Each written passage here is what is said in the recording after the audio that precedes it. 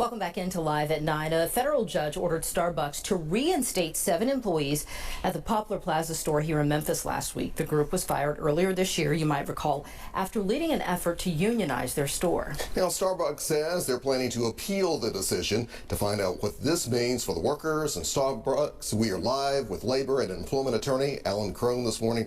Alan, welcome back to Live at 9. Good to see you as always. First and foremost, a lot of people were watching this case very closely. They saw it as a David versus Goliath to begin with. Were you surprised by this initial ruling?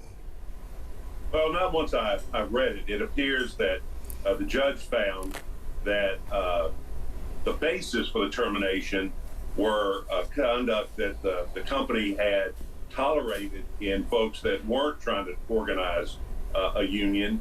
And I think the judge, it looks like the judge, based on her findings of fact, made the right decision. Now, Alan, according to the order, the employees have to be reinstated within 5 days. I mean, the Starbucks, this particular store also has to post the order. But Starbucks is, of course, appealing, and this could mean that this could continue to play out in court, so they won't be able to get back to work and earn a paycheck while that's potentially happening. Walk us through that. Well, the Court of Appeals or the district court would have to issue a stay order. In other words, that the order would not go into effect while the appeal is pending. Obviously, the company would want that to be the case. They would argue that they need to preserve the status quo. The union and the employees and the NLRB would say, no, there's no harm to having this adjudicated through an appeal while the employees are back at work. My prediction would be that the courts would allow the injunction to remain in place during the appeal, but that's really kind of a 50-50 call.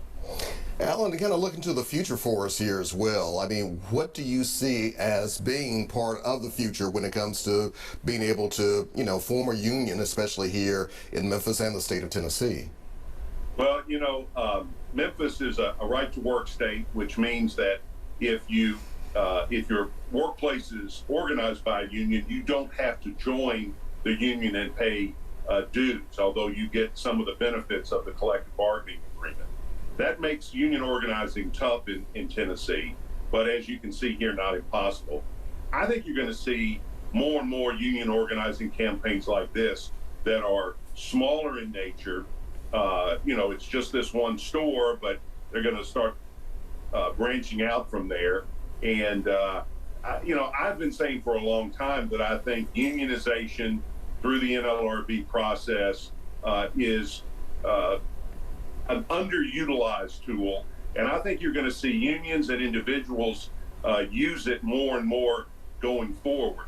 Now, having said that, Memphis and Tennessee have traditionally and historically not been big union areas, so unions are also kind of fighting against the culture and the history and tradition of the area. A case that we will certainly wait to see what happens. A lot of folks closely watching, and there's another case in New York also still yet to be decided. Alan Crone, thank you so much for being with us today. My pleasure. Always good to be on.